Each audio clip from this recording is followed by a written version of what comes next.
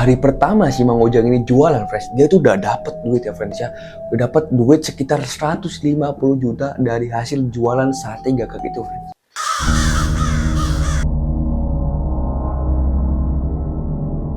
Garis Goib, tempat di mana batas antara dunia nyata dan dunia tak kasat mata mulai memudar. Welcome friends, Assalamualaikum warahmatullahi wabarakatuh. Terima kasih udah klik video ini friends. Gimana friends, kabarnya kalian semua? Sehat semua kan friends, gak ada yang sakit dan pastinya gak ada yang galau nih. Karena di sini bukan tempatnya tuh galau-galauan friends. Semoga kalian semua selalu diberikan kesehatan, kesejahteraan, dan selalu diberikan perlindungan dan dilimpahkan rezekinya friends ya. Nah, jadi di sini gue akan ngebawain tentang pesugihan friends. Nah, siapa sih yang gak kenal pesugihan tuh udah lumayan lumrah banget ya friends ya di kalangan warga atau masyarakat Indonesia friends, pesugihan itu. Apa sih pesugihan itu? Nah, pesugihan itu adalah perjanjian antara manusia dan juga makhluk jin ya friends ya. Perjanjian antara manusia dan juga jin ya. Banyak lah pokoknya pesugihan ini, persyaratan juga macam-macam ya friends ya. Nah, oke so tanpa berlama-lama langsung aja kita masuk ke ceritanya. Wadidaw.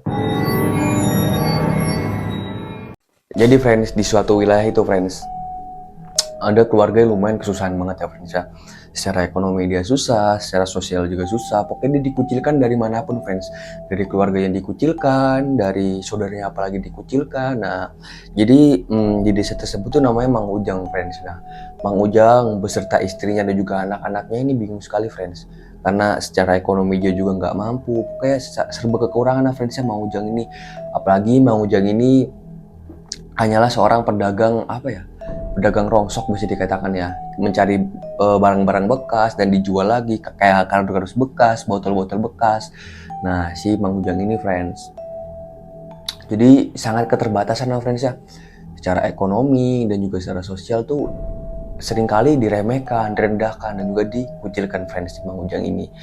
Ya sebenarnya prihatin juga ya friends ya melihat keadaan si Mang Ujang ini friends. Nah, sampai pada akhirnya Mang Ujang ini udah mulai jenuh friends sama keadaannya. Dah banyak renter-renter yang sering datang ke rumah menagih-nagih hutang, sering ngamuk-ngamuk si renter-renter ini friends. Banyak lah pokoknya friends. Dia sering mengancam keluarganya si Mang Ujang ini friends, si renter-renter ini pokoknya banyak friends keluh kesahnya. Nah, sampai mungkin Mang Ujang ini udah mulai capek ya friends ya dengan keadaan hidupnya seperti itu, dan juga udah mulai muak mungkin ya friends si Mang Ujang ini dengan keadaannya yang seperti itu. Nah, akhirnya si Mang Ujang ini friends, si Mang Ujang ini memutuskan untuk mengambil jalur pintas friends. Nah, mengambil jalur pintas. Nah, sebenarnya di situ aja udah salah ya friends ya. Nah, sempat nih friends si Mang Ujang ini dia itu mencari atau bertanya-tanya gimana sih caranya ketika kita mengambil jalur pintas dan apa sih resikonya dan di mana sih tempatnya. Itu Mang Ujang sering banget friends nyari-nyari. Nah, sampai 1 bulan 2 bulan tuh dia nggak nemu-nemu orang yang tahu hal-hal seperti itu friends, atau hal-hal seperti ritual. Karena emang bisa dikatakan lumayan wilayah itu kota ya friends ya, agak perkotaan gitulah, jadi agak susah ya friends ya nemuin orang-orang yang paham tentang pesugihan friends. Nah, di situ si Mang Ujang ini lumayan bingung juga friends, karena sudah terjatuh dan timba tangga pula gitu loh. Susah banget nyari apa-apa. Dia mau lewat jalur kanan nggak bisa, jalur kiri juga susah banget dapet infonya kan gitu friends. Nah, teruslah friends si Mang Ujang ini bekerja seperti biasa ya. Dia ngangkat rongsok keliling-keliling rumah, antara rumah ke rumah, door to door. Si Mang Ujang ini dia nyari barang yang bisa dijual lah friends ya sama si Mang Ujang ini. Nah, sampai pada akhirnya friends, ternyata friends, anaknya ini nggak bisa bayar sekolah friends, nggak bisa bayar sekolah dan nggak boleh ikut ulangan friends. Si anaknya Mang Ujang ini friends nggak boleh ikut ulangan lah pokoknya intinya. Nah, di situ tuh friends, karena pas pulang ini posisi Mang Ujang lagi di rumah ya, anaknya ini pulang dari sekolah, ada kaget dong Mang Ujang ini kok kenapa pulang cepet gitu loh intinya. Nah, akhirnya si anak ini ceritalah friends lah kepada Mang Ujang bahwa saya nggak boleh ikut ulangan Pak karena saya belum bayar ibaratnya uang sekolah gitu loh. Nah, bingung dong Mang Ujang ini. Nah, di situ tuh friends, titik si Mang Ujang ini mungkin titik krusial lah friends ya. Dia ngerasa itu bersalah banget ya friends ya, atas bahwa dia nggak bisa menghidupi keluarganya sendiri friends, si Mang Ujang ini friends. Nah, bingung banget si Mang Ujang ini. Dia juga bingung juga, perasaannya campur aduk gitu loh friends. Merasa bersalah dan juga dia udah melakukan semaksimal mungkin, tapi hasil juga gini-gini aja. Nah, di situ Mang Ujang ini udah mulai berpikiran ngawur lah friends lah. Karena dia berpikir bahwa Tuhan itu nggak adil, banyak lah pikiran si Mang Ujang ini friends. Nah sampai pada akhirnya udah seperti biasa, dia lumayan nggak tenang ya friends ya, bekerja juga nggak tenang, apa-apa nggak tenang, kepikiran tentang inilah, tentang itulah, tentang buat makan besok apa, belum bayar ujian anaknya ini friends. Nah karena kan intinya si Mang Ujang ini nggak mau friends, kedepannya keadaan anaknya ini seperti si kayak Mang Ujang ini friends, yang bingung mencari pekerjaan, yang nggak jelas, cuman ibaratnya pekerjaan yang dipandang sebelah mata lah friends sama orang lain, bisa dikatakan seperti itu. Nah akhirnya singkat cerita, akhirnya Mang Ujang ini duduk friends, duduk di tepian. Posisi panas banget kan itu friends, panas banget, dia menepikan gerobaknya itu friends, dia duduklah di tepi kayak ada apa ya, bukan ventilasi, kayak ada tedeng-tedengan gitu loh buat dia ngiup di situ gitu loh friends. Nah akhirnya dia berteduh lah friends di situ, berteduh duduk sambil dia kan dia beli es teh tuh, duduk beli es teh sambil dia ngerokok juga friends. Nah biasa kan friends orang bapak pediem ngerokok aja itu kayak udah tenang banget hidupnya kan, mungkin udah bingung banget. Nah di situ Mang Ujang cuma diem, dia ngerokok dan juga mikir friends, dia mikir jalan keluarnya ini gimana gitu loh, kayak buntu banget itu loh friends, nggak ada jalan keluarnya.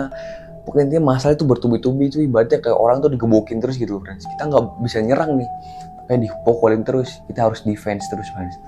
Nah bingung friends, dia di situ duduk ngerokok ya kan, sambil mikir ini gimana cara keluarnya, sambil juga berdoa.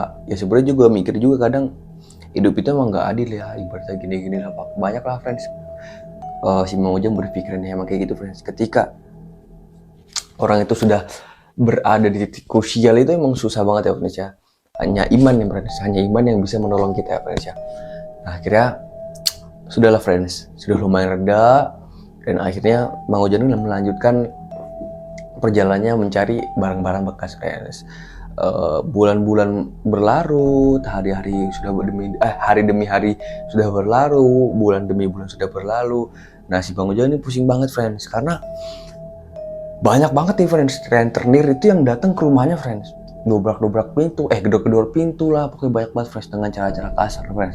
Nah di situ dia ngelihat friends, pas lagi pulang dari pekerjaannya ini, dia ngelihat istrinya tuh jongkok friends, jongkok sambil memohon-mohon friends, memohon-mohon, ya nangis lah pokoknya, mohon-mohon nangis pada si renter ini friends, karena dia belum bisa bayar. Di situ friends, hatinya si Mang Ujang ini dia mau gebar-gebar nih friends, gebar-gebar dan juga bingung banget friends. Dia tuh kayak menjadi seorang apa ya, menjadi seorang suami itu kayak merasa gagal gitu friends, si Mang Ujang ini friends, gagal gitu. Nah akhirnya dengan api yang membara dalam dirinya ini friends, nah akhirnya dia bertekad, dia akan cari nih friends, jalan apapun dia udah nggak peduli, maupun halal maupun haram, baik atau buruk, nggak peduli banget friends, karena emang dia udah buta banget ya friends ya. Ya di situ friends, saya udah pernah bilang, ketika seseorang itu sudah berada di titik krusial, hanya iman friends yang bisa menolong, hanya iman dan juga diri kita sendiri, bagaimana menyikapinya, bagaimana mengontrolnya friends ya. Nah kembali lagi nih friends ke cerita si Mang Ujang ini. Nah situ membara banget hatinya Mang Ujang. Akhirnya dia pergi lah friends, dia nekat, dia sempat browsing tuh friends, browsing di salah satu internet ya friends ya, bahwa tempat A ini apa ya, di situ banyak friends biasanya melakukan ritual-ritual pesugihan gitu loh. Nah akhirnya dengan nekatnya si Mang Ujang ini berangkat lah friends selalu. Nah besoknya pada waktu itu dia melihat seperti itu, besoknya Mang Ujang ini langsung berangkat friends, tanpa banyak caci-caci ya friends ya, dia berangkat ke lokasi tersebut friends. Nah sesampainya ke lokasi tersebut, si Mang Ujang ini bingung banget friends, karena dia itu buntu ya, dia mau kemana dia cuma tahu dari sosial media, dari internet, dia nggak tahu pasti rumahnya di mana, tempat ritualnya di mana, juru kuncinya di mana, itu bingung banget si Mang Ujang ini, dia belum dapat inspirasi apapun ya friends ya. Sampai pada akhirnya merenung lagi ya friends si Mang Ujang ini. Nah nggak lama friends, yang anehnya ini friends, pasti kala-kala merenung itu tiba-tiba, karena di posisi Mang Ujang ini merenung di warung ya friends sambil rehat, ada apa ya, sosok laki-laki itu datang friends, lumayan agak tua ya friends, datang dan tiba-tiba ngajak ngobrol si Mang Ujang ini. Nah di sela-sela obrolannya ini tiba-tiba si kakek-kakeknya ini bilang friends, bilang kepada si Mang Ujang ini friends, bahwa dia tahu si Mang Ujang ini sedang berada di dalam kesulitan gitu friends, di suatu kondisi kesulitan. Si kakek ini bilang kayak gitu. Nah Akhirnya si Mang Ujang ini curhat lah friends semuanya tentang keluh kesahnya, tentang masalah-masalah, pokoknya dicurhatin semua di situ friends sama si kakeknya ini friends. Nah akhirnya ditanyain dong tujuan si Mang Ujang datang ke sini nih untuk apa, karena itu jauh banget ya friends ya dari lokasi Mang Ujang tinggal ini jauh banget friends, sampai ke lokasi tersebut tempat ya bisa dikatakan dikenal sebagai tempat yang biasa dikenal sebagai tempatnya banyak lah ritual melakukan ritual pesugihan tersebut friends. Saya ditanya friends, pertama ditanya dulu sama kakaknya gini, tujuan kamu apa nah datang ke sini, satu mencari pekerjaan atau apapun, atau ada hal yang lain yang ingin kamu ketahui gitu loh. Nah kira jujur lah friends si Mang Ujang bahwa niat kedatangannya si Mang Ujang ini ke sini itu bahwa dia ingin mempelajari pesugihan friends, atau ingin melakukan perjanjian pesugihan friends. Nah sontak di situ agak terdiam nih friends, kakek ini agak terdiam. Akhirnya cerita lah friends si kakek ini bahwa dia juga dulu mempunyai seorang kakak friends. Mempunyai seorang kakak, dia tuh apa ya, bisa dikatakan orang yang paling terpandang ya friends ya di desa tersebut, orang yang paling terpandang, orang yang paling kaya disebut. Tapi kakaknya ini ternyata sebagian hartanya itu atau hampir semua hartanya ini friends didapatkan dengan cara yang nggak wajar ataupun nggak baik ya friends. Itu melalui pesugihan friends. Cerita semua lah si kakek ini. Cerita semua si kakek ini. Intinya nggak bertahan lama. Intinya kenikmatan itu hanya sesaat. Yang menikmati kenikmatan sesaat, tapi sengsaranya itu ya seumur hidup. Di ujung-ujung tuh pasti sengsara. Kenikmatannya sesaat, nggak berjalan lama gitu loh friends intinya. Kata si kakek tersebut. Banyak lah friends dari si adiknya, si kakaknya ini bisa membeli sapi puluhan, ribuan bahkan ya friends ya. Kakaknya ini bisa membeli dengan uang yang dia miliki ya friends, tapi bukan wujud sapi, enggak, dengan uang yang dia miliki friends. Nah di situ banyak lah pokoknya pertimbangan yang agak bingung nih. Diceritain friends, bukan kesenangannya aja diceritain sama mbah-mbah ini, tapi resikonya juga diceritain sama mbah-mbah ini. Tapi Mang Ujang ini karena emang udah buntu banget, udah dibutakan yang friendsnya dengan uang, dia nggak urusan friends, mau bagaimanapun resikonya tetap dia jalanin friends. Nah akhirnya udahlah, tanpa pikir pusing dianterin lah sama si kakek ini friends ke rumah tujuan si Mamang Ujang ini friends. Nah dianterin lah friends ke suatu dukun friends, atau juru kunci lah bisa dikatakan. Nah Mbah Sarno sebutannya, Mbah Sarno. Nah akhirnya dianterin lah si Mang Ujang ini ke rumah si Mbah Sarno. Nah dianterin karena emang kakek ini lumayan cukup kenal sama si Mbah Sarno ini ya friends ya. Nah dijelasin lah semuanya apa kemauan dari si Mang Ujang ini friends. Nah diceritain semuanya, pokoknya banyak lah kemauan keluh kesah diceritain semua. Nah akhirnya udah kesepakatan friends, banyak tuh friends disuruh milih friends mau melakukan pesugihan apa gitu loh. Nah akhirnya sebenarnya si Mang Ujang ini dia tuh agak tertarik sama pesugihan gagak ya friends ya, pesugihan gagak, karena dia ngerasa itu friends, dia ngerasa resikonya itu lumayan rendah gitu loh, nggak tinggi-tinggi banget gitu loh. Padahal ya setahu gue ya friends ya, bahwa pesugihan itu ketika sesuatu makhluk udah ngasih yang lebih, dia bakal minta lebih lagi friends. Jadi bakal seperti itu terus. Kayak misalnya jatah lu satu cup nih, nah tapi lu minta lebih ya, tapi pasti si jinnya ini dia juga bakal minta lebih lagi friends. Gak mungkin dia ngasih secara cuma-cuma ya friends ya, dan bahkan nyawa pun bisa melayang friends. Nah akhirnya udah disepakati lah sama si Mbah Sarno ini friends, sepakat sama Mbah Sarno. Dan di situ si kakek ini yang tadi nganterin Mang Ujang ini akhirnya memutus untuk pamit pulang friend. Memutus untuk pamit pulang karena ya udah nggak ada kepentingan apapun di situ. Pokoknya udah nggak ada kepentingan lah friends lah.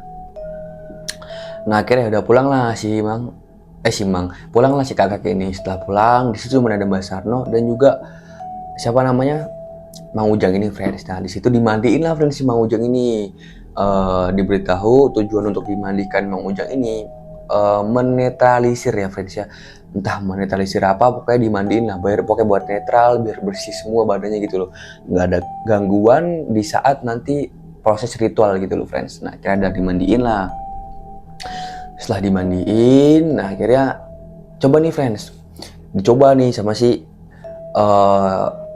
Mbah Sarno ini, Mbah Sarno dia suruh betapa friends. Jadi itu posisi sungai ya friends, sungai. Nah di tengah-tengah sungai itu ada batu friends, batu yang gede banget di situ friends. Nah disuruh betapa lah friends si Mang Ujang di situ. Awalnya Mang Ujang ini nggak mau karena dia takut banget ya friends ya, takut banget ya. Dia takut banget nih Mang Ujang ini. Tapi kembali lagi karena emang niatnya sudah bulat, matanya sudah dibutakan, ya udahlah. Akhirnya dia bertapa di situ. Padahal itu posisi sore ya, friends. Tapi itu gelap banget, friends. Nah, nanti pukul jam 12 malam, friends. Nanti Mbah Sarno akan datang ke situ. Kaget dong. Kaget dong si Mang Ujang ini, dikira itu cuma sebentar, 1 sampai 2 jam. Ini sampai berjam-jam, friends. Suruh tapa di situ. Apalagi dari petang atau sore sampai malam itu kan lumayan panjang ya waktunya. Dan juga mengerikan ya kan. Nah, tapi di situ dikasih tahu lagi nih intinya sama si Mbah Sarno ini. Kamu berhasil gak pesugihan kamu? Kamu mau mendapatkan apa yang kamu mau nggak? Ya, terdiam dong di situ, terdiam dong di situ. Ya udah. Akhirnya setelah terdiam ya udah, dengan mantap dan juga dengan percaya diri betapa di situ Mang Ujang, friends. Nah, di sela-sela betapanya banyaklah dia suruh bacain ritual-ritual, friends. Bacain ritual-ritual. Di sela betapa-tapanya itu, friends, sore itu lumayan aman ya, cuman suara-suara air doang, pokoknya suara-suara burung ya masih lumayan hening, tapi cuman ada suara air dan juga suara burung, friend. Dia fokus itu, friend, bertapa. Nah, akhirnya matahari mulai tenggelam tuh, friends. Matahari mulai tenggelam. Nah, di saat matahari mulai tenggelam ini dia belum ngerasain apa-apa, friends. Azan maghrib dia kedengeran, azan isya dia kedengeran. Oke, waktu-waktu sholat yang sangat berharga itu hilang ya, friends. Nah, akhirnya pada jam 10 malam, nah di sini nih, friends, dia itu ngerasa bahwa di depannya tuh kayak ada banyak orang gitu loh, friends. Kayak ada banyak orang, ya pokoknya ramai banget kayak pasar gitu loh. Dalam kuping-kuping ini loh, friends. Tapi dia tetap fokus, friends. Fokus betapa, friends. Pokoknya dia selalu ingat Ujang dari Mbah Sarno, apapun kondisinya, apapun halnya, sebelum saya datang kamu harus fokus, jangan pernah buka mata. Fokus lah, friends. Mang Ujang ini fokus, dia betapa fokus. Nah, tiba-tiba pukul jam 11 malam, friends, itu dia masuk ke dalam gaib, friends. Masuk ke dalam alam gaib, dan di situ sudah ada Mbah Sarno, friends. Yang aneh ini. Nah, masuk ke alam gaib di situ, friends.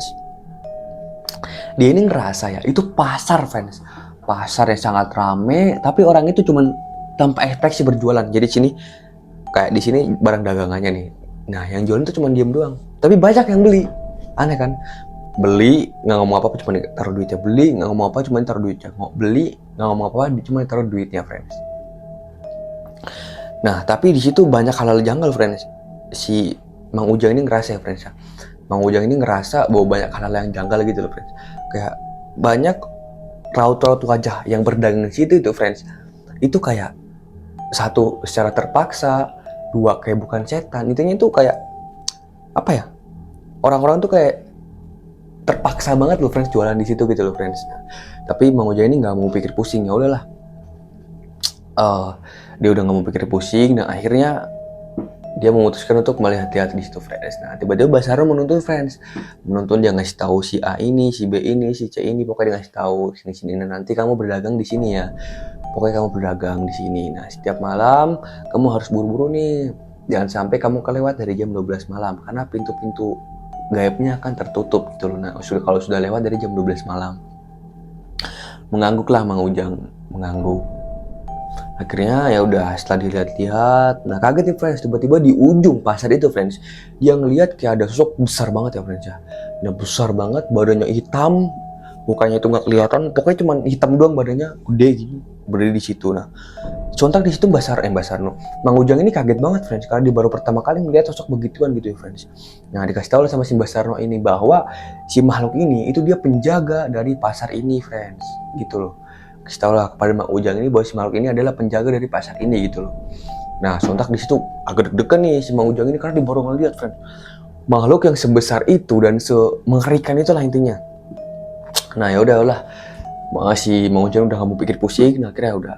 Syaratnya, friend, ternyata dia deketin tuh, friend, si makhluk ini deketin. Nah, bahwa dia suruh izin dulu nih berjualan di sini, apakah boleh apa enggak. Nah, boleh dengan satu syarat. Setiap malam Jumat itu kamu harus membawakan satu ekor kambing tapi kepalanya doang yang dibawa. Nah, satu ekor kambing tapi kepalanya doang yang dibawa, kata si makhluk itu. Nah, dengan syarat bahwa kamu membayar setiap bulannya gitu loh, dengan satu kepala kambing itu. Nah, tapi bingung juga si Mang Ujang karena dia belum pernah dia nggak punya uang, dan juga bingung lah pokoknya intinya bagaimana dia mau beli kambing buat makan aja susah, apalagi buat beli kambing kan gitu kan, pikir si Mang Ujang ini. Tapi udahlah, lakuin aja dulu, kata si Mang Ujang yang dalam hati Mbak Sora ini bilang gini, kamu setuju gak? Kamu siap gak? Kamu mampu gak? Dengan siap, dengan mantap hati, si Mang Ujang ini bilang saya mampu. Nah akhirnya udah mampu, pulanglah. Tiba-tiba dia kebangun nih friends, kebangun dengan di sampingnya ini udah ada Mbak Sarno friends. Nah kebangun ya udah, suruh pulang lah friends, suruh pulang ke rumah ke rumah Mbak Sarno dulu sih Mang Ujang ini, pulang ke rumah Mbak Sarno, dia cerita di situ lah pokoknya. Nah pokoknya hari sudah menunjukkan pukul pagi ya friends ya. Nah si Mang Ujang ini disuruh pulang friends, intinya udah persyaratannya itu kamu harus nyari gagak sebanyak-banyaknya. Nah kamu jual lah di pasar tersebut, tapi ingat jangan sampai lewat dari jam 12 malam, karena di saat lewat dari jam 12 itu pintu pasar itu udah ketutup ya friends ya gitu. Nah akhirnya udah disetujui nih sama si Mang Ujang ini, pulanglah ke rumah. Nah di setelah pulang rumah, akhirnya dia nyari friends, dia nyari gagak itu lumayan gampang ya nyarinya. Dia minjem modal dulu, nah akhirnya dia nyari. Akhirnya dia bikin sate dengan ngasal juga friends, udah ngasal-ngasalnya yang penting bentuk sate, wujud sate gitulah. Nah akhirnya pada pukul jam 11 malam berangkatlah nih si Mang Ujang ini berangkat. Nah setelah berangkat, sampailah friends di gerbang. Jadi kan itu ada batu yang biasa buat tapa si Mang Ujang ini. Pas pertama kali dia mau ritual nih, di batu kan air sungai. Dan itu tuh ada pohon bercabang ini friends, pohon gini, tapi bentuknya kayak pintu gitu melengkung gini. Nah di saat itu, nah dia ngeliat di situ friends bahwa pintunya gede kebuka gini. Nah itu banyak orang ramai friends, banyak orang ramai di situ. Nah banyak yang jualan di situ lah pokoknya. Nah akhirnya masuk di situ. Hari pertama si Mang Ujang ini jualan friends, dia tuh udah dapet duit ya friends ya, udah dapet duit sekitar 150 juta dari hasil jualan sate gagak itu friends.